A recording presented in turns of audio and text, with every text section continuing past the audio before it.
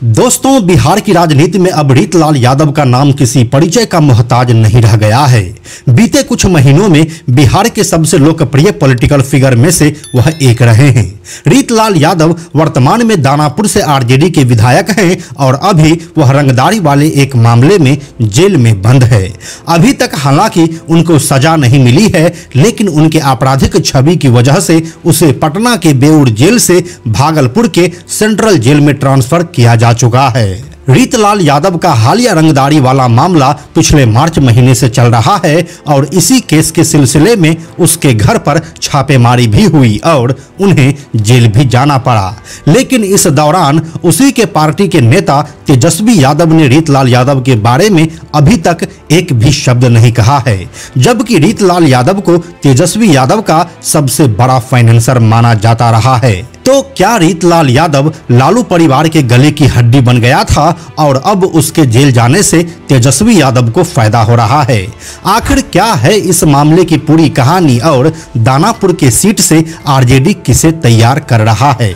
आइए आपको बताते हैं सब कुछ आज के इस वीडियो में। हेलो एंड नमस्कार, मेरा नाम है प्रशांत और आप देख रहे हैं बेजोड़जोड़ा.com का यूट्यूब चैनल। दोस्तों, राजनीति में ना तो कोई किसी का दोस्त होता है और ना ही कोई किसी का दुश्मन। राजनीति में सिर्फ अवसरवाद चलता है और जिसको जहां फायदा होता है वहीं चला जाता है। यह एक अलिखित नियम है और इस बात को आप भी जानते ही होंगे।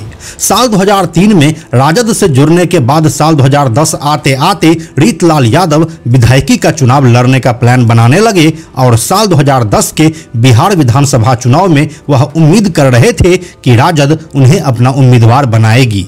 लेकिन राजद ने उस साल रीतलाल यादव की जगह सच्चिदानंद राय को चुना। इससे नाराज होकर रीतलाल यादव ने निर्दलीय ही अपना पर्चा दाखिल कर दिया। साल 2010 का बिहार विधानसभा चुनाव नीतीश कुमार के लहर के रूप में जाना जाता है और इस चुनाव में दानापुर से बीजेपी की आशा देवी सिन्हा को जीत मिली थी, जबकि आरजेडी के सच्चिदानंद राय सिर्फ 11,000 वोट प्राप्त किए थे। वहीं दूसरे नंबर पर रीतलाल यादव रहे थे, जो आरजेडी कैंडिडेट से करीब 4 गुना ज्यादा 41,000 वोट प्राप्त किए थे। और यही वो समय था जब आरजेडी को पता चला कि रीतलाल यादव का दानापुर के क्षेत्र में कितना प्रभाव है और इसलिए अब रीतलाल यादव को अपने करीब लाना आरजेडी की मजबूरी बन गई। लेकिन अब बिहार में विधानसभा चुनाव से पहले आ जाता है साल 2014 का लोकसभा चुनाव। इस चुनाव में लालू यादव और तेजस्वी यादव को रीतलाल यादव की आवश्यकता महसूस होती है। वजह यह थी कि पाटलिपुत्रा लोकसभा सीट से रामकृपाल यादव का टिकट राजद काट देता है और यह टिकट लालू यादव अपनी बेटी मीसा भारती को देते हैं। इसके बाद रामकृपाल यादव बगावत कर देते हैं और भाजपा में शामिल हो जाते हैं, जिसके बाद भाजपा उसे इसी सीट से टिकट दे देता है। अब पाटलिपुत्र का यह सीट दिलचस्प बन गया था, क्योंकि यहाँ पर एक राजद के पुराने नेता थे तो दूसरी लालू यादव की बेटी। अब इसी सीट से रीतलाल यादव भी चुनाव लड़ना चाहते थे, लेकिन लालू यादव ने उससे कहा कि तुम इस बार मीसा भारती को अपना समर्थन दे दो और अगले साल विधानसभा चुनाव में हम तुमको टिकट देंगे। यह बात रीतलाल यादव मान गया और मीसा भारती के लिए चुनाव प्रचार करने लगा। लेकिन तमाम कोशिश के बावजूद भी भाजपा की लहर में मीसा भारती नहीं जीत सकी और रामकृपाल यादव यहां से सांसद बन गए। अब क्योंकि रीतलाल यादव को लालू यादव और तेजस्वी यादव अपने साथ ही रखना चाहते थे और विधानसभा के चुनाव में अभी देरी थी, इसलिए उसे राजद का प्रदेश महासचिव बना दिया जाता है और रीतलाल यादव भी स्टेबल हो जाता है कि आने वाले विधानसभा चुनाव में तो अपनी सीट पक्की ही है। लेकिन अब साल 2015 के बिहार विधानसभा चुनाव में क्या होता है कि राजद और जदयू एक हो जाते हैं, जिसके बाद यह सीट नीतीश कुमार के दबाव के कारण राजद राजकिशोर यादव को दे देती है। इससे दुखी होकर रीतलाल यादव पार्टी छोड़ देता है। यह चुनाव रीतलाल यादव के लिए किसी झटके से कम नहीं था। इस चुनाव के बाद बिहार में लालू यादव और नीतीश कुमार की सरकार बनती है और रीतलाल यादव के अपराधों की फाइल एक बार फिर से खुलती है, जिसके बाद उसे जेल हो जाता है। यह साल 2015 की ही बात है। रीतलाल यादव जेल के अंदर बंद थे। उसी समय एक व्यक्ति ने FIR दर्ज करवाई कि रीतलाल उन्हें रेलवे के टेंडर नहीं डालने के लिए धमका रहे हैं और रंगदारी भी मांग रहे हैं। इसके बाद रात 4 बजे सैकड़ों पुलिस वाले बेउर जेल पहुंचे और वहां पर रेड मारी। इस रेड में रीतलाल यादव के वार्ड से रेलवे टेंडर से जुड़े कागजात मिले थे, मोबाइल भी बरामद हुआ था और साथ में एक लोहे की रॉड और 2 चाकू भी पुलिस ने जब्त किए थे।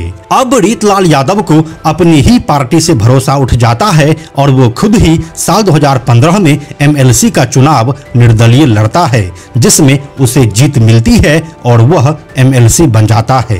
लेकिन अभी तक वह जेल में ही बंद था।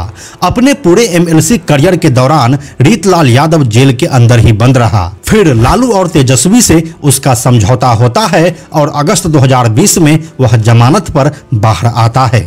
ऐसा इसीलिए क्योंकि अक्टूबर 2020 में एक बार फिर से बिहार विधानसभा का चुनाव होना था। दोस्तों, अब तक रीतलाल यादव के ऊपर मर्डर, जान से मारने की धमकी और रंगदारी समेत करीब 14 संगीन मुकदमे दर्ज हो चुके थे।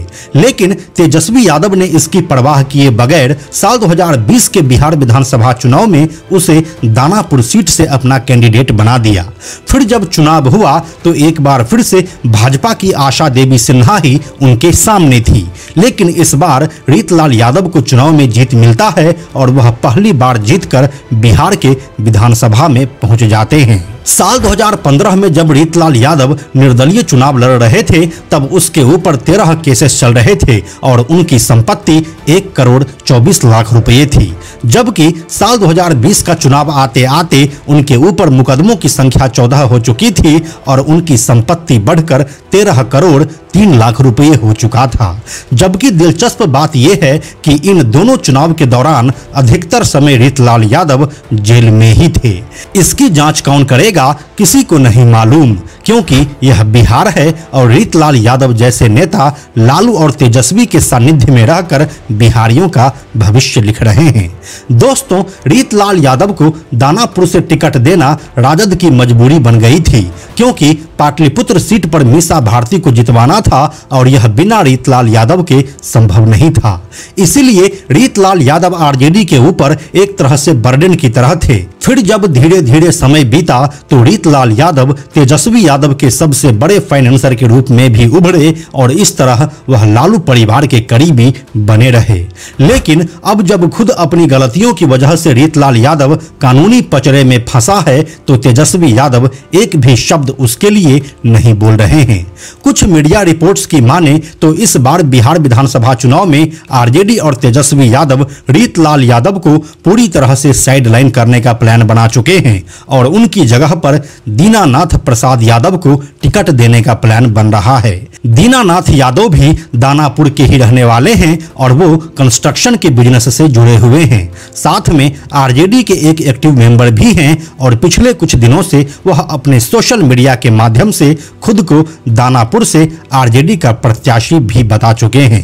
अभी बीते दिनों जब दानापुर के खगौल रोड में RJD के एक ऑफिस का उद्घाटन हुआ तो उसमें मुख्य संचालक का नाम दीनानाथ यादव का ही था और उस उद्घाटन में मुख्य अतिथि मनेर से RJD विधायक भाई वीरेंद्र थे, जो दीनानाथ यादव की काफी तारीफ भी कर रहे थे। अब भाई वीरेंद्र को तेजस्वी यादव का करीबी बताया जाता है और इस तरह से रीतलाल यादव अब धीरे धीरे RJD के पिक्चर से गायब होते दिख रहे हैं और यकीनन तेजस्वी यादव भी यही चाहते थे। बाकी इस मामले पर आपका क्या कहना है हमें कमेंट में लिखकर बताइए। हम जल्दी मिलते हैं आपसे एक नए वीडियो के साथ। दोस्तों, YouTube हमारी वीडियोज की रीच को आगे नहीं बढ़ा रहा है, इसलिए हमें आर्थिक समस्या का सामना करना पड़ रहा है। अगर आपको बेजोड़ जोड़ा के वीडियोज से कुछ अच्छा जानने और सीखने को मिलता है तो कृपया हमें आर्थिक सहायता दें, जिससे कि यह जानकारी आपको आगे भी मिलता रहे। आप हमें 100, 200, 500 या फिर 1000 रुपये से भी अपना समर्थन दे सकते हैं, जिससे कि हम नए नए कहानियों पर लगातार काम करते रहें। आपके सहयोग के लिए धन्यवाद। साथ में हम आपको यह भी बताते चलें कि आप में से 97% ऐसे लोग हैं जो हमारे वीडियोस को देखते तो हैं लेकिन हमारे चैनल को सब्सक्राइब नहीं करते हैं। ऐसे लोगों से हमारी हाथ जोड़कर विनती है कि अगर आपको हमारे वीडियोस पसंद आ रहे हैं तो आप बेजोड़ जोड़ा के इस चैनल को सब्सक्राइब जरूर कर लीजिए। साथ ही बेजोड़ जोड़ा नाम से हमारा एक एक्स अकाउंट है यानी कि ट्विटर अकाउंट है, आप उसे भी फॉलो जरूर कीजिए। यह वीडियो अगर आपको पसंद आया तो इसे लाइक और शेयर जरूर करें। आने वाले वीडियोस के लिए बेजोड़ जोड़ा को सब्सक्राइब करके बेल आइकन को टच करना ना भूलें। Thank you so much.